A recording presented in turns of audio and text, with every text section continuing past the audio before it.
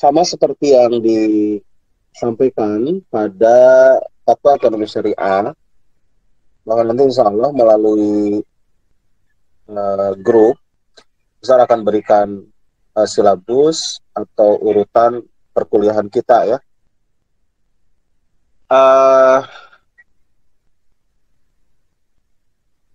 Kemarin di pengantar tentang pengantar pemikiran hukum ekonomi Islam,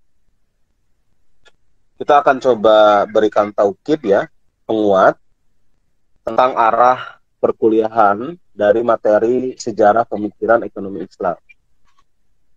Perlu kita ketahui bahwa perkembangan pemikiran itu dibatasi sejak Rasulullah SAW menjabat sebagai kepala negara, kemudian dilanjutkan pada masa Khulafaur Rasyidin, kemudian disambung pada dinasti Umayyah, kemudian Abbasiyah. Nah, kemudian dari dinasti Umayyah dan Abbasiyah ini diambil beberapa tokoh yang cukup krusial, seperti misalnya ada Abu Yusuf, muridnya Abu Hanifah,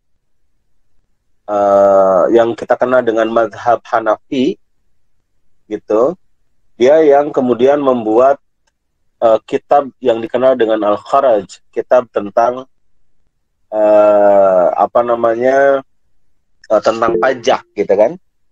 Kemudian nanti juga ada misalnya ada kitab tentang ahkamus suq, hukum di pasar, begitu. Kemudian juga ada tentang teori ekonomi mikro, ada teori ekonomi makro, begitu. Itu oleh pencetusnya adalah beberapa tokoh yang terlahir pada dinasti Abbasiyah, gitu ya. Nanti insya Allah para tokoh ini akan saya coba bagi, minimal ada 14 orang kan di sini, ada 14 orang ya. Nah, nanti kita akan kaji satuan-satuannya itu supaya setidaknya kita paham bahwa teori-teori ekonomi yang hadir hari ini, yang kemudian kita sempat digeser arah pemikiran kita kepada sistem ekonomi barat, gitu. Maka sejak antum kuliah sejarah pemikiran ekonomi Islam atau sejarah pemikiran ekonomi syariah, maka antum harus menjawab bahwa fenomena hukum ekonomi syariah yang terjadi hari ini adalah para pencetusnya adalah tokoh-tokoh muslim, begitu. Ini harus sudah mulai diawali, gitu, bukan pada tokoh-tokoh ekonomi ekonomi barat atau ekonomi konvensional, begitu. Baik, kita coba ambil sebagian dulu, misalnya tentang praktik ekonomi pada masa Rasulullah Sallallahu Alaihi Wasallam.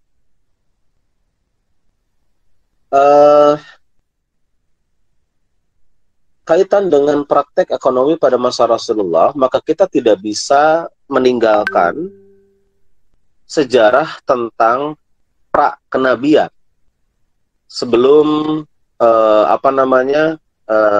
hadirnya Islam di tengah-tengah bangsa Arab. Ini penting karena ada sebuah tradisi kebiasaan pada masa pra-kenabian yang patut kita cermati. Maka pola-pola tradisi kebiasaan dari pra-kenabian ini sebagai cikal bakal adanya sebuah konsep ekonomi yang terbangun pada tradisi bangsa Arab, gitu ya. Nah, coba di mana ya kita batasi ya. Coba kita batasi pada masa Ibrahim saja ya, jangan terlalu jauh nih. Pada masa Ibrahim alaihissalam, ya, ketika beliau, sebetulnya beliau dari Basrah ya, dari Irak beliau itu, kemudian hijrah ke daerah Palestina, begitu. Maka kemudian dia berdakwah bareng dengan istrinya Siti Sarah, dengan Sarah, begitu istrinya, dan qadarullah memang belum dikaruniai anak, begitu. Nah, kemudian ketika hijrah ke Palestina, berdakwah di sana, maka kemudian dikenal dengan salah satu raja Firaun di sana. Jadi Firaun itu adalah gelar raja ya, kebangsaan daerah Mesir itu. Nah, kenal dengan raja tersebut. Nah, kemudian raja tersebut tertarik dengan kepintaran atau kecerdasan yang namanya Sarah saat itu. Nah, kemudian menghadiahkan anaknya yang bernama Hajar. Ini sebetulnya kontroversi ya, agak kontroversi karena kalau di Sirah Nabawiyah, Al-Mubarakfuri ataupun dari Haikal, ini ada perbedaan, atau dari Ibnu Hisham gitu ya, perbedaan di dalam menyimpulkan sebagian menyimpulkan, kecuali Al-Mubarakfuri, Ibnu Hisham mengatakan bahwa itu adalah hamba sahayanya Sarah ya, hamba sahaya Siti Sarah yang bernama Hajar begitu. Tapi dalam Al-Mubarakfuri dikatakan itu bukan hamba sahaya, tapi itu adalah Siti Hajar, anaknya raja bangsawan yang kemudian dihadiahkan kepada Ibrahim untuk bareng bersama mereka, untuk bareng hidup bersama mereka. Nah, keduanya memang memiliki data yang masing-masing cukup kuat, tapi kalau kita bicara mana yang lebih dominan, maka saya lebih cenderung bahwa Hajar itu bukan hamba sahaya, tapi dia adalah seorang bangsawan, begitu. Nah, kemudian Hajar dan Sarah hidup bersamaan, tapi sebelum dijadikan istri ya Hajar itu.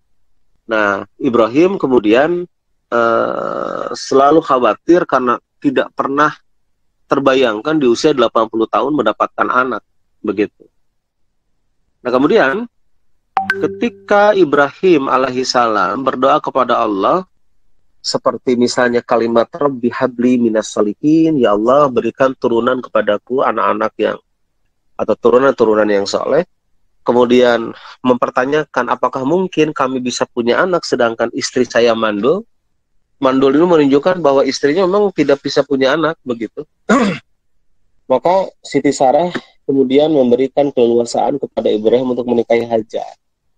Singkat ceritanya menikah dengan Hajar dan punya putra Ismail, gitu kan. Nah, bersamaan dengan itu kemudian turun perintah untuk begitu lahir Ismail diperintahkan untuk diasingkan ke daerah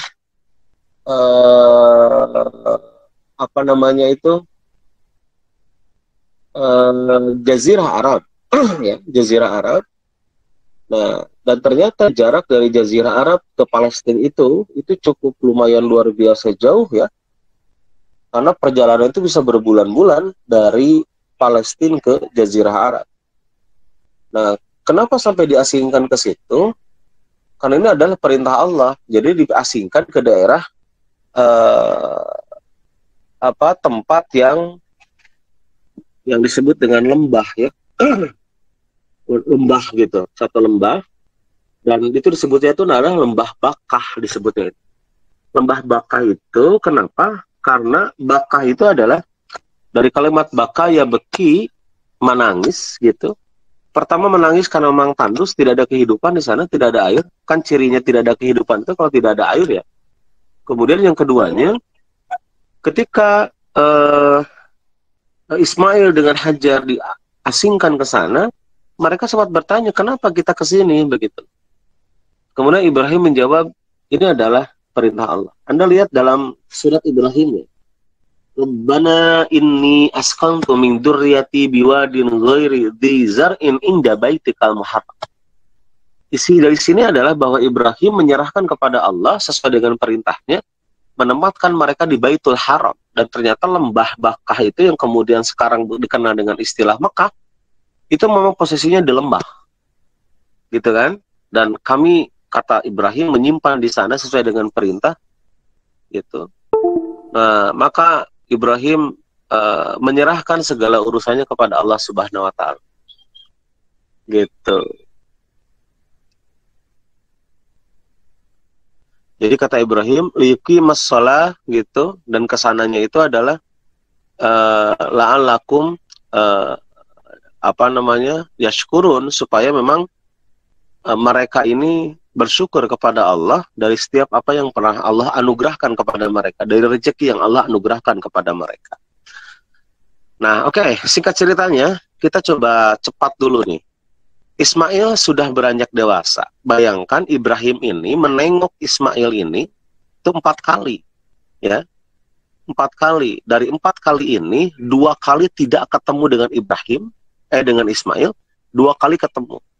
Yang pertama ketemu pada waktu Ibrahim masih kecil.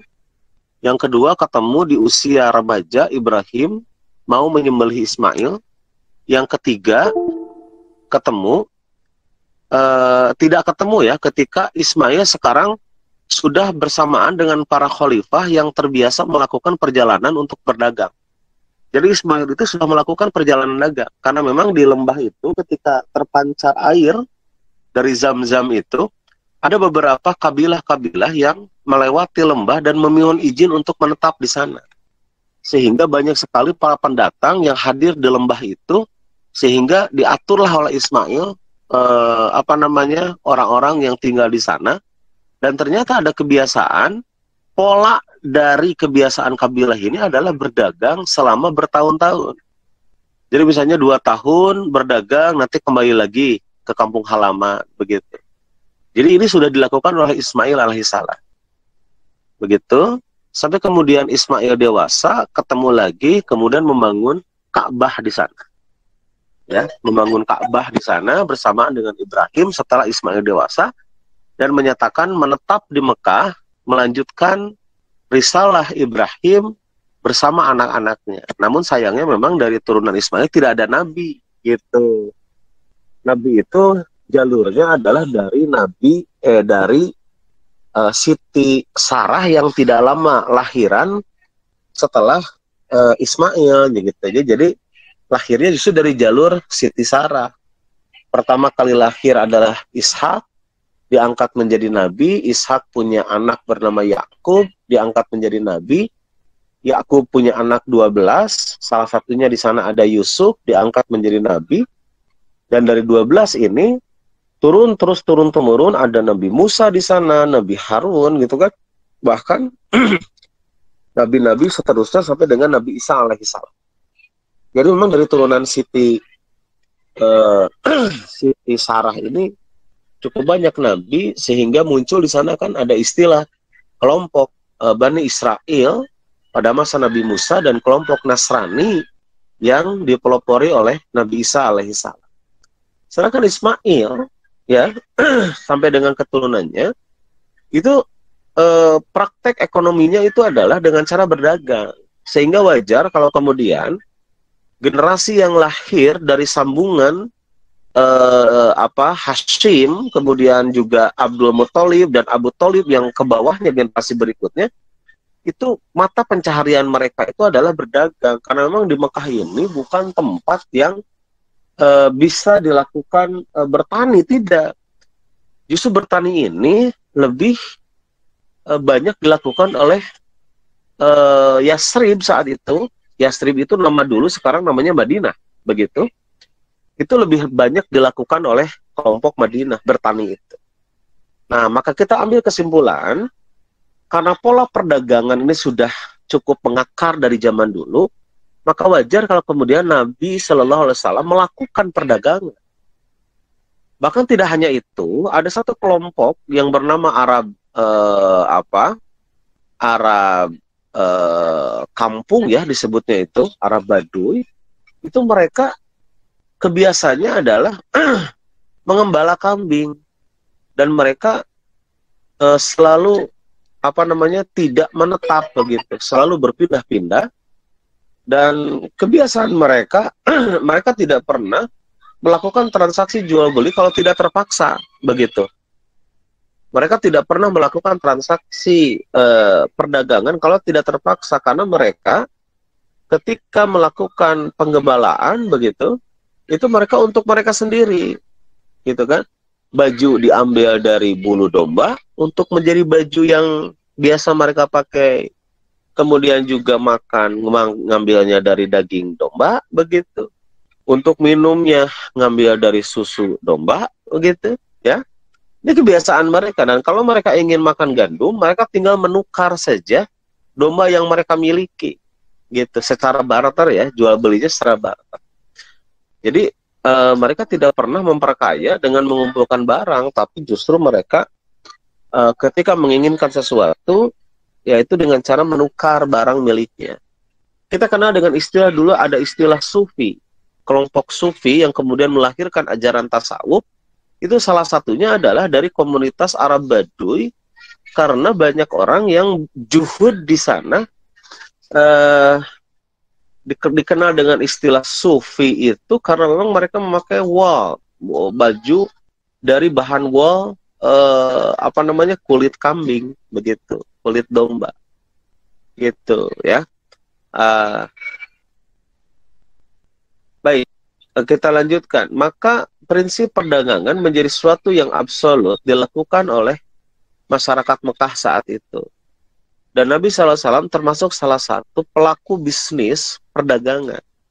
Anda ketahui dari perdagangan itu, Nabi SAW hanya modal kejujuran, dia bisa menjadi seorang miliarder. Bisa menjadi seorang yang sangat kaya raya, dan melakukan transaksi dengan beberapa orang pengusaha itu secara bahasa orang Irak itu namanya mudorobah.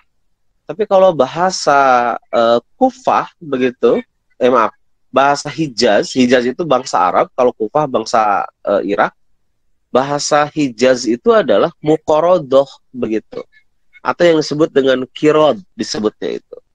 Tapi maknanya sama. Kenapa disebut kirod? Karena para pengusaha ini dia memotong yang harusnya dia mendapatkan hasil yang 100%, tapi dia hanya mendapatkan 50%. Kenapa? Karena si pengusaha ini adalah pemilik barang dan dia tidak melakukan perdagangan. Dia mencari orang-orang yang punya skill bagus kayak Rasulullah SAW. Nah, sehingga terjadilah pemotongan keuntungan. Nah, pemotongan inilah yang kemudian disebut dengan istilahnya kirod begitu. Makanya konsep perkongsian di dalam bisnis berdagang, istilah Hijaz itu adalah kirod. Nah, kalau di Kufah atau daerah Irak begitu, namanya akan kerjasama ini munculnya adalah istilah mudorobah begitu, yang kemudian istilah ini menjadi istilah baku yang dipakai pada hukum ekonomi syariah yang lebih populer ketimbang istilah kirod. Nah, Anda ketahui sistem yang dipakai, transaksi yang dipakai pada masa Rasulullah adalah sistem bagi hasil. Nah, biasanya sistem bagi hasil ini perlu perlu kejujuran tingkat tinggi, karena para pelaku dagang selalu saja melaporkan dagangannya itu untungnya tidak sesuai dengan sesuai dengan barang yang diberikan. Makanya Khadijah ketika berbisnis dengan Muhammad, pemuda Muhammad saat itu, dia mengatakan, seumur hidup saya berdagang, bekerja sama dengan para orang yang punya skill kemampuan berdagang, baru kali ini saya mendapatkan untung yang besar, kata Khadijah itu. Jadi berkat kepiawaian dan kejujuran Muhammad Sallallahu Alaihi Wasallam, sehingga kemudian Nabi Muhammad ini karena memang punya modal diajarkan oleh Abu Thalib menjadi seorang ahli pedagang, maka ketika dia bisa melakukan perdagangan dan mendagangkan barang-barang milik tuannya, salah satunya Khadijah, maka beliau lambat laun menjadi seorang miliarder. Sehingga ketika dijodohkan oleh Abu Thalib dengan Khadijah, dan Khadijah saat itu adalah seorang janda dan bertaut umurnya sekitar 10-15 tahun dengan Rasulullah, maka Khadijah ini dia mencurahkan pikirannya bareng dengan Muhammad pemuda saat itu. Tiba saatnya kemudian, karena kedua harta yang dimiliki oleh Muhammad dan Khadijah menjadi satu, karena Nabi Muhammad itu melamar Khadijah itu bukan dengan uang yang murah, itu dengan 100 onta, dan 100 onta itu ya kalau onta sekarang harganya 80 jutaan, Anda tinggal kali saja. Kalau dikali 100 berapa? Berarti kan sekitar 8 miliar itu Rasulullah memberikan mas kawin atau memberikan mahar kepada Khadijah. Dan itu bukan uang boleh pinjam, tapi justru uang itu adalah hasil dari keringat dia berdagang. Maka Rasulullah seorang miliarder loh. Rasulullah seorang yang paling kaya raya, sehingga kalau Rasul memberikan nasihat kepada orang kaya, beliau itu seperti memberikan nasihat cukup cukup bagus karena beliau pernah mengalami menjadi seorang yang kaya. Ketika nikah dengan Khadijah, maka kekayaan semakin banyak. Coba Anda perhatikan pemikiran dakwahnya, studi pemikiran dakwahnya. Orang kaya itu lisannya selalu diikuti. Coba saja perhatikan. Asal dia kaya, maka ketika dia mengatakan A, B, C, D terhadap siapapun, maka orang langsung percaya dan orang langsung nurut. Kenapa? Dia orang kaya misalnya. Coba, kalau orang miskin, ada orang yang belum sholat. Ayo sholat, sholat, sholat. Maka orang miskin yang mengajak sholat ini biasanya gitu selalu dipandang rendah. Ari maneh saha kan begitu. Kamu itu siapa gitu. Jadi ternyata memang Allah mentakdirkan Rasulullah menjadi seorang kaya bukan apa-apa, karena harta kekayaannya ketika Rasulullah sudah semakin menjadi miliarder, Rasul sudah semakin jenuh begitu. Perdagangan juga sudah mulai jenuh karena pegawai kan banyak, Rasul tinggal menuai hasilnya saja. Maka dia sering bertahanus begitu. Di Gua Hiro dia sering menyepi. Nah, ketika bertahanus ini tiba-tiba diangkat oleh Allah sebagai Rasul melalui malaikat Jibril. Dari sinilah peran Rasulullah sebagai seorang miliarder. Maka konsep dakwahnya itu adalah dari kekayaan dia dan kekayaan Siti Khadijah. Sampai kemudian sekarang ya gitu kan kita memahami bahwa ternyata Rasulullah SAW itu dia punya kekayaan yang cukup banyak yang digunakan untuk berdakwah. Namun memang takdirnya ketika beliau menjadi seorang nabi, kekayaan bukan bertambah, semakin berkurang, bahkan beliau itu wafat dalam keadaan miskin begitu. Nah, jika coba kita petik ya transaksi ekonominya. Pertama di sana ada transaksi perdagangan begitu yang cukup meluas. Yang kedua, ketika hijrah Rasulullah dari Mekah ke Madinah, maka di Madinah ini tidak hanya dikenal banyak pasar, tapi juga dikenal sebagai banyak lahan untuk bertani. Makanya para petani itu lahir dari bangsa Madinah, sedangkan generasi atau bangsa Mekah itu lebih banyak melakukan transaksi jual beli begitu. Nah, teman-teman mahasiswa, ini adalah contoh bagaimana kita mengambil beberapa poin dari beberapa transaksi yang dilakukan Rasulullah SAW. Banyak sekali yang bisa kita petik sebagai studi pemikiran. Pertama, misalnya transaksi jual beli secara inden. Ini dilakukan Rasulullah ketika menyelesaikan sengketa transaksi jual beli buah yang masih dalam pohon. Ya coba aja bayangkan, buah dalam pohon ditaksir kemudian dibeli. Bahkan tidak hanya itu, dikasih DP dulu berapa, dan ternyata uang yang diterima itu hanya 70% dari total kekayaan rumah. Gitu. Nah, teman-teman mahasiswa, perlu kita cermati, ternyata konsep transaksi inden ini diislamisasi oleh Rasulullah SAW. Dengan cara apa? Dengan cara memunculkan istilah down payment atau panjar begitu. Kita ambil contoh ya. Kita ambil contoh. Masa Rasulullah ada yang membeli buah kurma dan ternyata buah kurma ini masih belum muncul, masih belum bisa dipanen ya karena memang belum berbuah. Tapi berdasarkan pada urfi, kebiasaan di tempat itu, pohon kurma akan hadir, akan berbuah sekitar 3 bulan ke depan. Maka biasanya orang yang punya yang punya harta, kemudian juga memang ingin menguasai kurma begitu, maka dia beli di posisi kurma belum berbuah. Gitu. Dibeli di posisi kurma belum berbuah. Nah, kemudian beli itu langsung jadi gitu. Nah, makanya Rasulullah SAW mengarahkan jangan begitu transaksinya. Jadi Anda kasih saja panjarnya, kasih saja down payment-nya, kasih saja uang muka, kemudian Anda panen dan hasil panennya hitung bersama dengan pemilik lahan. Toh pada akhirnya nanti pemilik lahan akan menjual sesuai dengan keinginannya, dan juga Anda sebagai orang yang punya uang juga membeli dari masyarakat yang memang sudah ridho begitu untuk ditransaksikan barangnya. Makanya istilahnya itu, sehingga nanti ketika berbuah dihitung bersama. Kalau ternyata dari nilai DP yang dikeluarkan itu melebihi begitu, dan ternyata yang dipanen tidak terlalu banyak, maka nanti dikembalikan. Tapi kalau ternyata ketika dipanen ternyata buahnya lebat, melebihi dari DP yang diberikan, maka dilengkapi selisihnya begitu.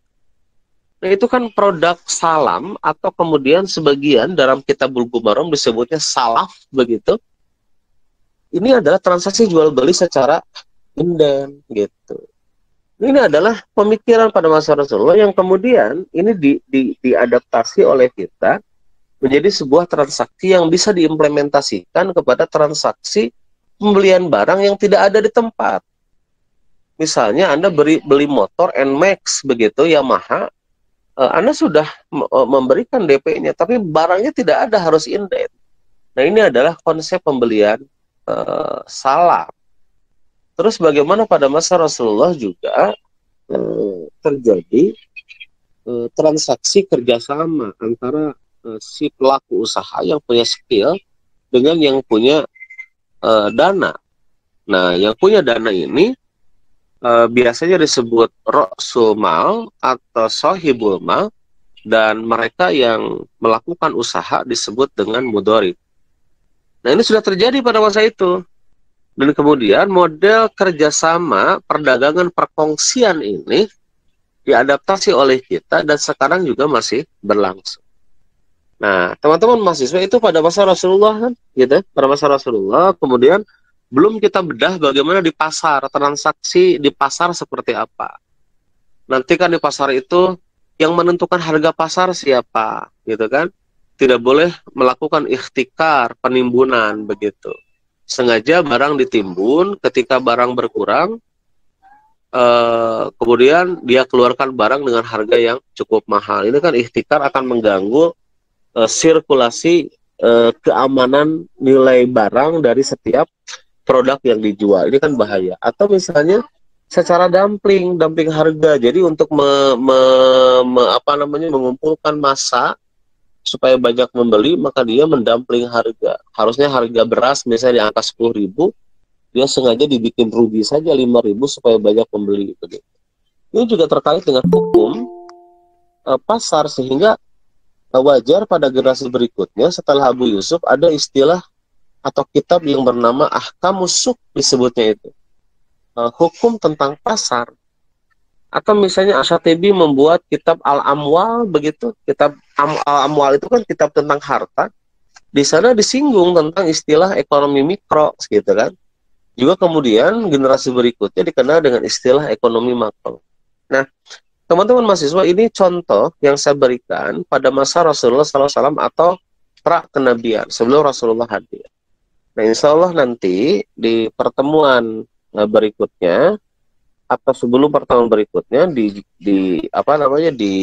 grup nanti akan saya berikan silabusnya. Jadi mudah-mudahan dari 14 mahasiswa ini mereka bisa meneliti pemikiran-pemikiran para ahli pada masa dulu begitu, sebagai acuan dari standar pemikiran transaksi ekonomi yang kita lakukan.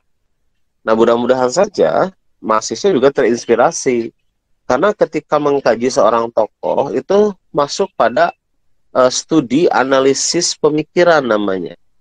Anda ketika tertarik dengan Abu Yusuf, tertarik dengan Al-Kharajan, ya, Anda bisa meneliti itu, dan Anda tidak perlu kemana-mana. Anda mengkaji terus begitu sejarah pemikiran Abu Yusuf misalnya begitu. Ini masuk pada skripsi analisis atau studi pemikiran. Nah, teman-teman mahasiswa, barangkali itu dulu ya pengantar tentang pemikiran ekonomi Islam pada masa pra-jahiliyah atau pra-kenabian dan pada masa Nabi Sallallahu Alaihi Wasallam. Nah, nanti insya Allah di berikutnya Anda bisa meneruskan meneliti transaksi atau praktek ekonomi pada masa Khulafaur Rasyidin. Pada masa Abu Bakar bagaimana, Umar bagaimana, Utsman bagaimana, dan pada masa Ali bin pada masa Ali bin Abi Thalib itu pada masa Khulafaur Rasyidin. Baik teman-teman mahasiswa, barangkali ada satu atau dua hal yang ingin ditanyakan, silakan kaitan dengan materi sejarah perkembangan pemikiran ekonomi Islam. Silakan. Ustadz, ini mungkin melenceng dari sejarah ya Ustadz. Nggak apa-apa Ustadz? Pertanyaan? Boleh. Tadi kan yang konsep uang muka itu diterapkan dalam transaksi jual beli gitu Ustadz. Saya mau menanyakan itu apakah konsep uang muka tersebut down payment itu bisa juga kita terapkan dalam transaksi jasa. Lalu jika memang bisa, contoh mudahnya itu apa gitu Ustadz? Dalam transaksi apa? Jasa? Ya.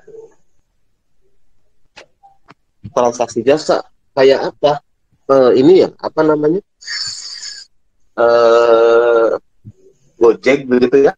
Gojek jasa kan ya? Mungkin seperti itu Ustadz. Oke. Sebentar. Kadang gini juga Ustadz, yang maksudnya jual beli juga Ustadz. Kalau yang ini, yang online gitu. Oke. Sebentar ya, sebentar. Oke, bentar dulu.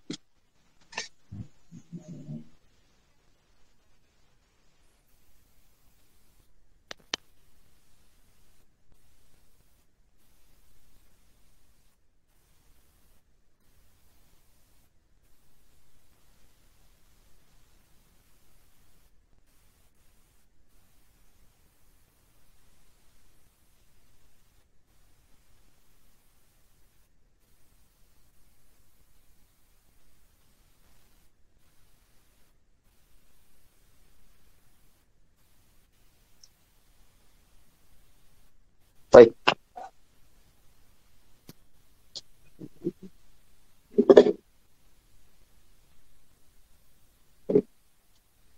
Transaksi jasa itu kalau pada masa Rasulullah, coba Anda kaji tentang hajamah. Hajamah itu adalah bekam ya, berbekam. Pada masa Rasulullah itu kan marak berbekam itu, dan banyak sekali para ahli, para profesional yang melakukan hajamah, bekam. Bahkan tidak hanya itu, juga ada transaksi ruqyah. Ruqyah itu adalah pengobatan dengan cara membaca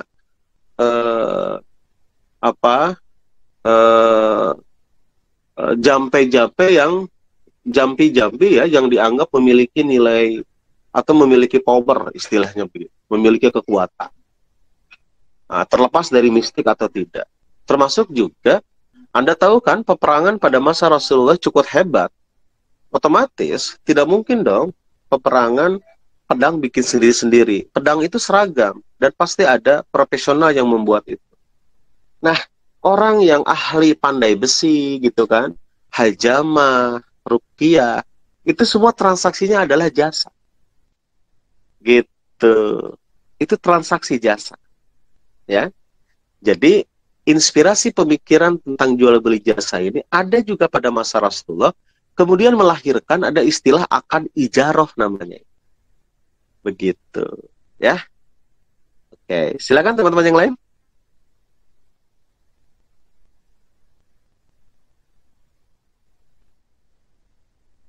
Silakan. Masih ada? Kalau begini, sebenarnya kalau kita menyimpan uang di kayak Oppo yang kayak gitu, selain perbankan, itu namanya apa namanya? Kayak menyimpan di Oppo, di Dana. itu pihak mereka menggunakan uang itu nggak, Ustaz? Menggolangkan uang itu nggak biasanya gitu? Atau Gini mereka aja. simpan aja gitu? Ya, gini aja caranya. Anda simpan di Oppo, kemudian ya Anda simpan di Oppo misalnya sekitar 50.000. Dalam hitungan menit, Anda melakukan transaksi GoFood misalnya. Gitu. Kira-kira mungkin tidak uang itu kemudian digolang. Saya pikir begini. OVO kemudian juga GoPay itu adalah disebut dengan uang elektronik namanya itu. Ya, uang elektronik. Kayak kartu etol. Etol itu adalah kita transaksi uang elektronik. Jadi gini, Anda membeli uang lagi gitu dengan uang Anda. Uang Anda 100.000, Anda tukarkan dengan uang digital. Uang digital itu, atau kita sebut dengan istilah uang elektronik, begitu. Ya. Nah, uang elektronik ini akan digunakan sesuai dengan keperluan. Jadi sebetulnya uang Anda itu ada, tidak kemana-mana. Karena uang Anda ditukar dengan uang elektronik. Begitu. Seperti Anda membeli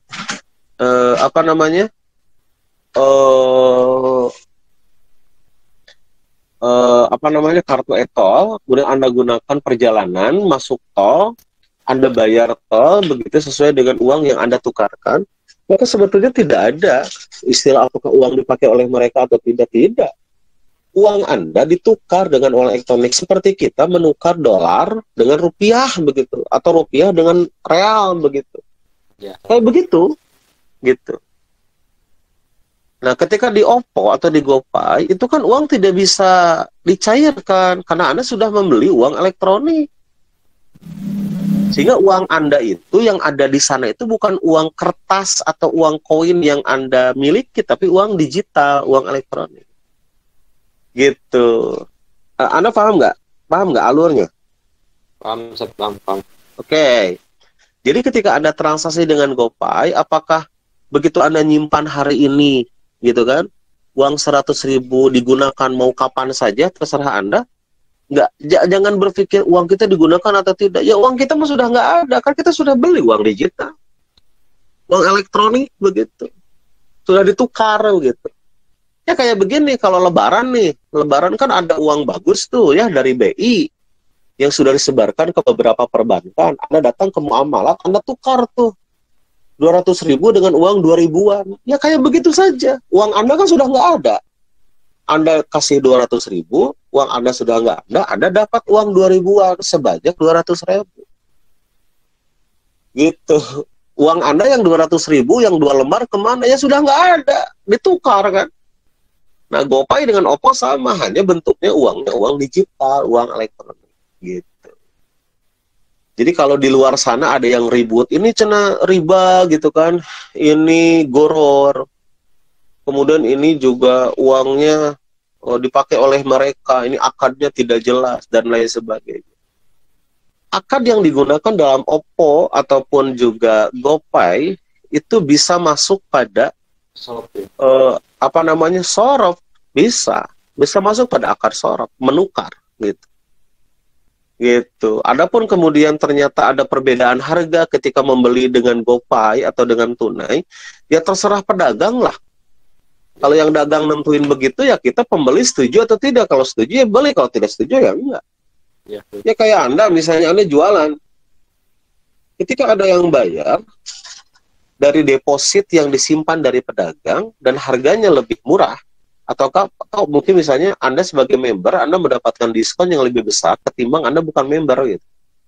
Kalau Anda member, Anda diskonnya 30%, tapi kalau Anda bukan member, Anda cuma dapat 10%. Ya terserah pedagang dong, kayak gitu, Bang. Nah itu mah teknik bisnis. Jadi mindsetnya begini, selama tidak ada larangan, maka itu halal. Gitu. Dasarnya dari situ. Kalau tidak ada larangan bahwa pakai Oppo dan GoPay itu haram, karena tidak ada larangan, karena misalnya ada larangan, maka harus disertakan dalilnya. Tapi kalau tidak ada larangan, maka transaksi dimanapun, termasuk Oppo dan GoPay, ya halal. Gitu. tidak ada masalah. Gitu ya. Oke, yang lain masih ada?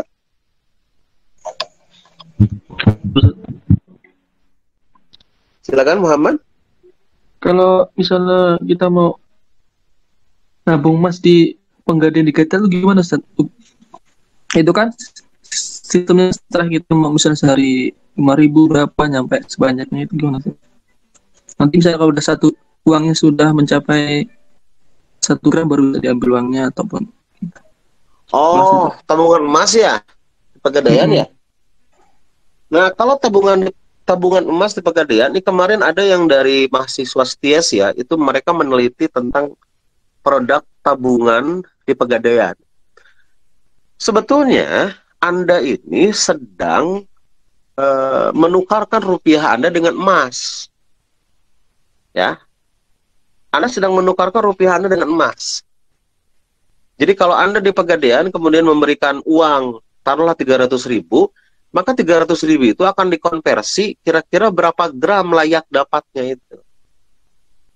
Hanya Anda perlu tahu, kalau saya meriset tentang Pegadaian ini, maka kalau menurut saya rugi gitu. Tapi kalau Antarodin tidak masalah, tapi dalam hitungan bisnis rugi. Karena konversi yang dilakukan itu pertama konversi terserah bank. Jadi kayak 300.000, bank itu mengkonversi dari nilai yang berapa emasnya. Karena kalau Anda beli emas logam mulia, dari hitungan 1 gram dengan 5 gram itu berbeda. Ya 5 gram dalam 1 keping, 1 gram dalam 1 keping. Maka Anda kalau beli 5 gram tidak menghitung begini. Dari 5 gram ini per gramnya berapa? Enggak. LM itu enggak begitu.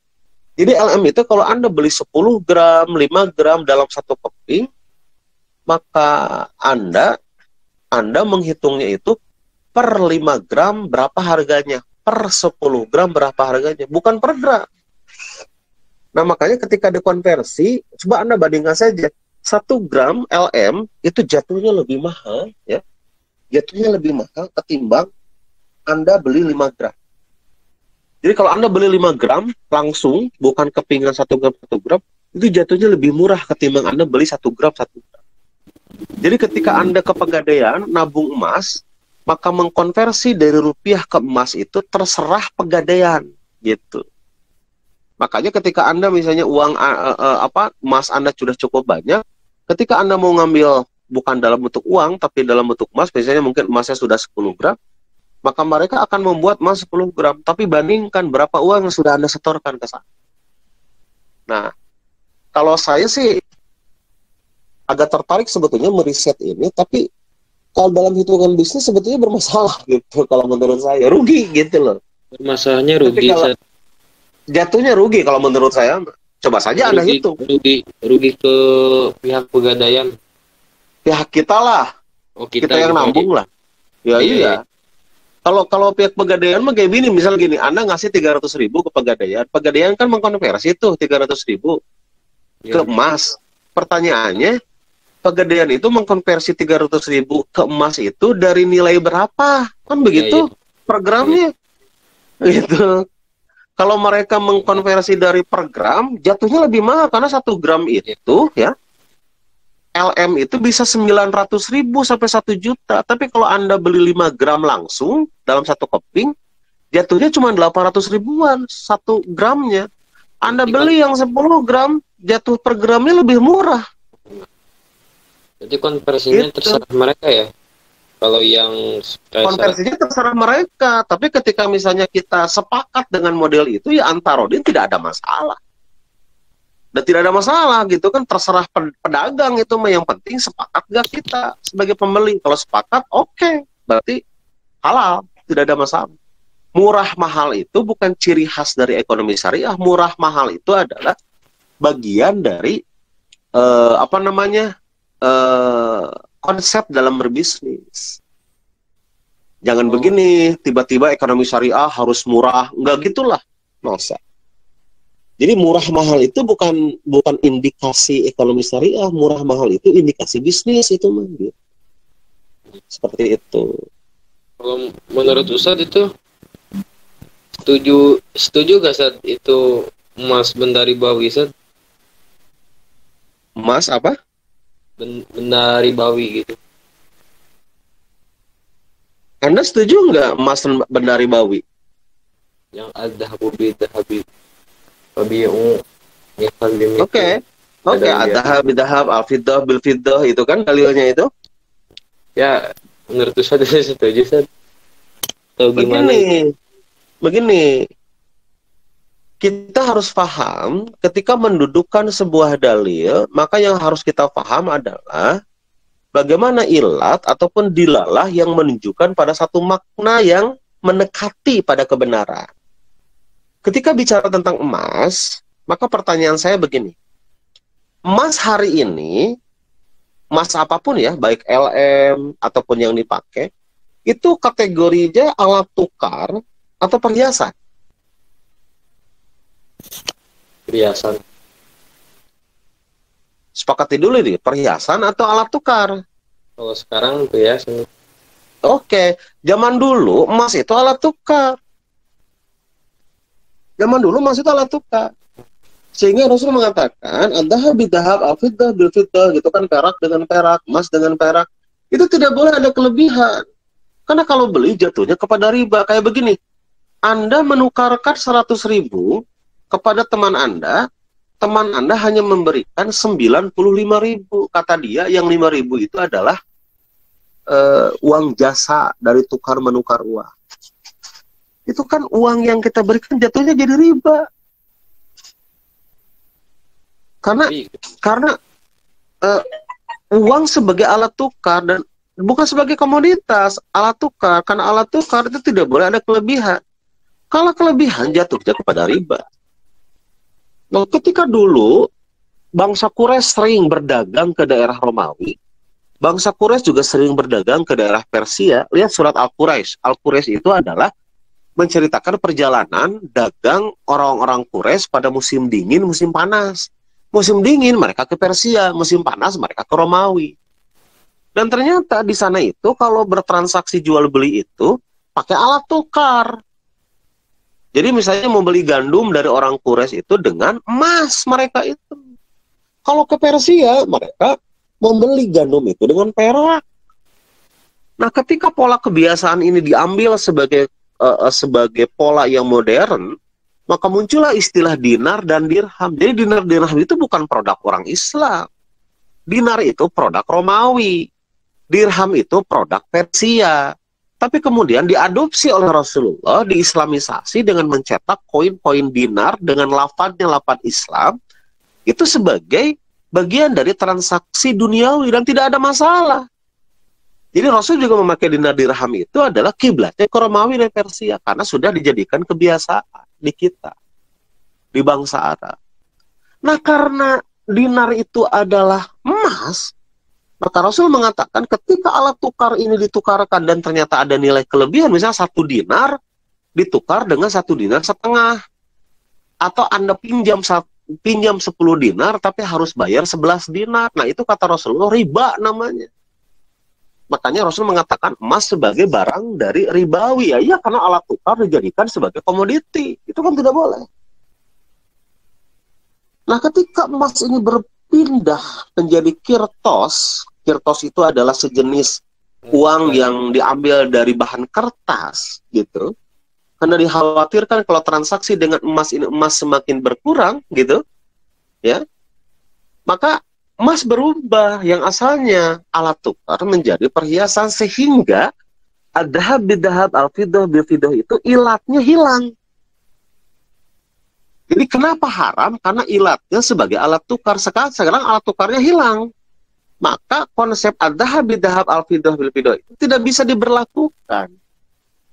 Karena ada sebuah perubahan ilat begitu. Jadi kalau Anda sekarang menyicil logam mulia, membeli emas dengan secara taksit mengangsur, tidak ada masalah. Karena Anda sama seperti Anda membeli televisi secara ditaksit, diangsur, sama saja. Antara televisi dengan emas itu sama saja sebagai bagian dari kebutuhan konsumtif. Nah, saya memahami ketika bicara tentang ad-dhahab bidhahab al-fiddah bil fiddah, maka Anda harus merujuk pada sejarah pemikiran dalil itu. Kayak begini, Rasul melarang ziarah kubur, tapi kemudian kata Rasul fazuruha, berziarahlah. Anda mau bagaimana? Anda mau menyatakan ziarah haram atau mengatakan ziarah halal? Anda kan harus tahu kenapa Rasul melarang, berarti harus melihat sababul wurudnya. Gitu kan? Seperti ad-dahab bid-dahab al-fidah bil-fidah, lihat sababul wurudnya. Gitu, sehingga kita mengatakan bahwa ziarah tetap halal itu karena kita paham dari sababul wurudnya. Gitu. Tidak mungkin Rasul mengatakan antum a'lamu bi umuri dunya minkum. Kalian lebih tahu tentang urusan dunia. Jadi Rasul tidak pernah mengatur itu, tapi Rasul akan membatasi mana yang bersifat riba, mana yang goror, mana yang maisir. Saya memahaminya ke situ. Gitu ya. Oke. Ini Ya. kan adhab itu umum ya, tapi Rasul kenapa gak dinar bidinar gitu? Gak langsung ke alat tukar zaman itu kan dinar sama dirham. Adinar bidinar, adirham bidirham.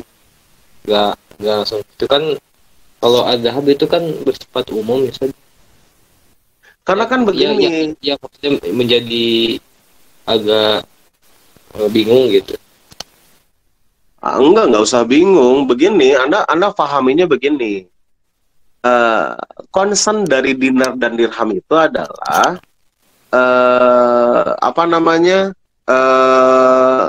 materi yang dipakai. Dinar dirham itu adalah sebuah nama. Seperti koin gitu kan, uang kertas itu kan nama, uang digital, uang elektronik itu nama.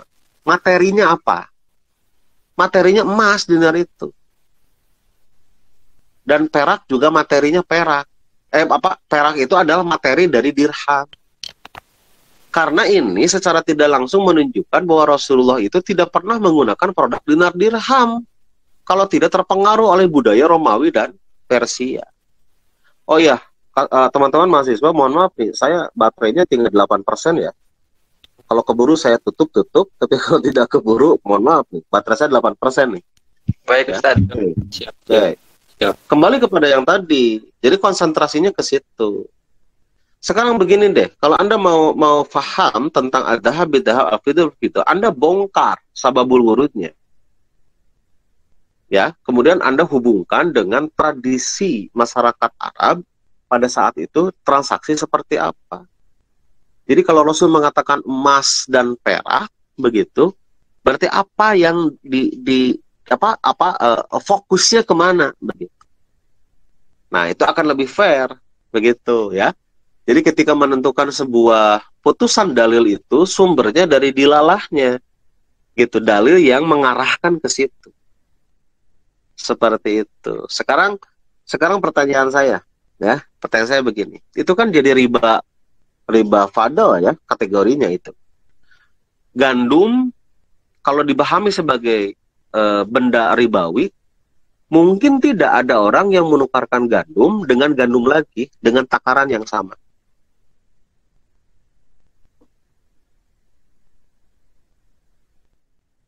Ada nggak kira-kira? Karena hadis itu kan malahan ada tambahan lah, ada syiar segala rupa, ada kacang ya. Coba kurma. Mungkin tidak ada orang menukar kurma dengan kurma lain dengan ukuran yang sama. Kalau dalam hadis ada, San. Oke, hadisnya ada. Pertanyaan saya begini, mungkin tidak itu dilakukan oleh masyarakat Arab?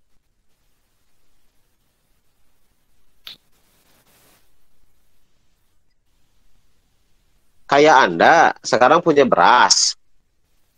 Beras Anda 10 kilo ditukar dengan beras 10 kilo. Mungkin tidak?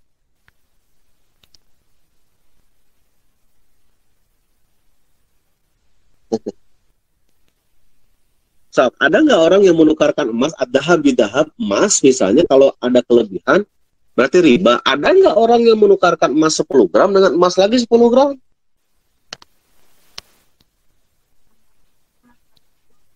Kalau emas tadi, kalau emas bisa dilihat di tukang emas kan, ketika menjual emas lama dengan emas baru gitu.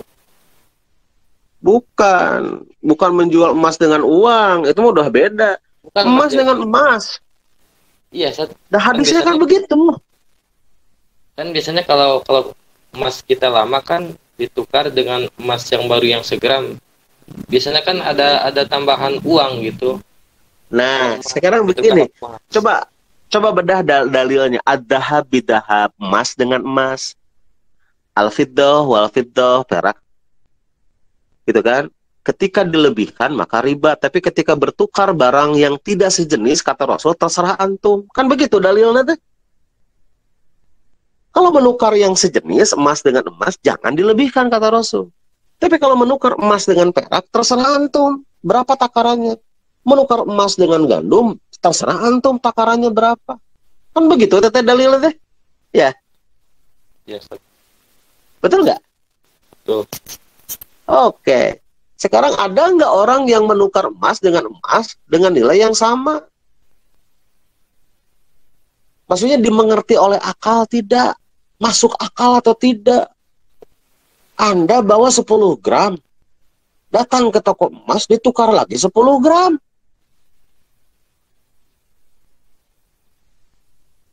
Ada nggak yang melakukan itu gitu loh maksud saya?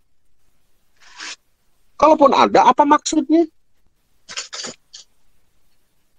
Makanya sebagian ulama hampir menetapkan riba fadl itu tidak masuk kategori yang logis begitu.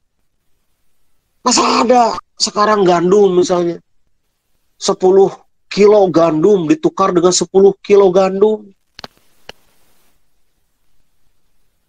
Dimengerti akal tidak? Begitu loh maksudnya. Makanya wajar kalau sebagian ulama menyatakan hadisnya benar tapi tidak masuk akal. Tapi kalau menukar gandum dengan perak, menukar gandum dengan emas, menukar kurma dengan gandum, itu maka kata Rasul sudah dijelaskan kalau berbeda barang, jenis barang, terserah antum. Antum mau mengukur bagaimana 10 kg gandum ditukar dengan 5 kilo emas, 5 kilo kurma, sah, yang penting antarodin. Tergantung urfi. Kalau ternyata 10 kilo kurma itu hanya mendapatkan 15 kg gandum dan disepakati bersama, sah, tidak masalah. Gitu. Sekarang gini, ada kurma kering, kurma basah. Mungkin tidak ada orang menukar 10 kg kurma kering dengan 10 kg kurma basah.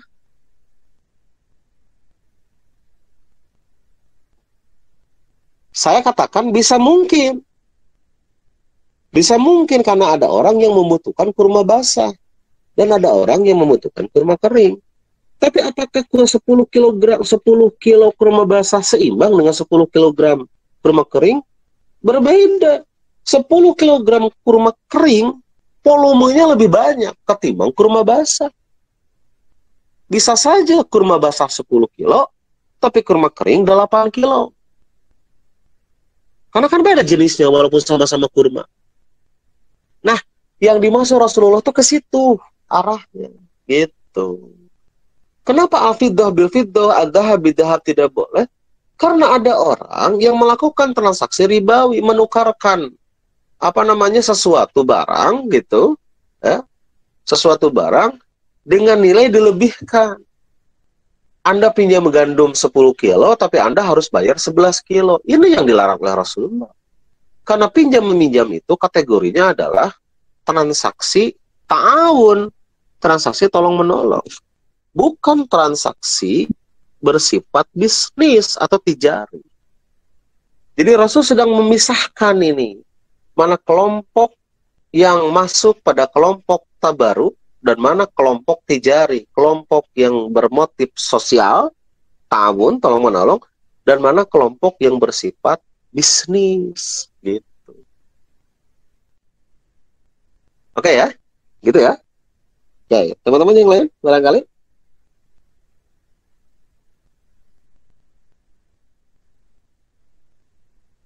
Ini Ustaz mohon maaf nih, Ustaz tidak buka video karena posisi di rumah. Jadi banyak bolak-balik ini anak, istri gitu ya. Jadi Ustadz nggak buka video. Ya, Ustaz juga Bapak, Ustaz. Oke, ada lagi yang lain?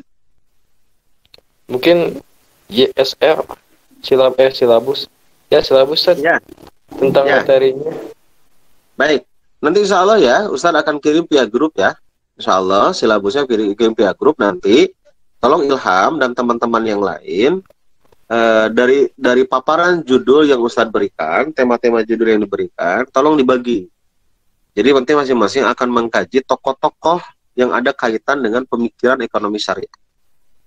Oke ya, teman-teman mahasiswa, barangkali itu. Terima kasih pertemuan hari ini. Terima kasih sudah diingatkan saya mengajar hari ini. Insya Allah nanti kita ketemu minggu depan. Dan sebelum minggu depan, silabus sudah saya kirimkan via grup. Aku qouli hadza wa astagfirullah li wa lakum. Assalamualaikum warahmatullahi wabarakatuh. Out in the flight, a shoulder for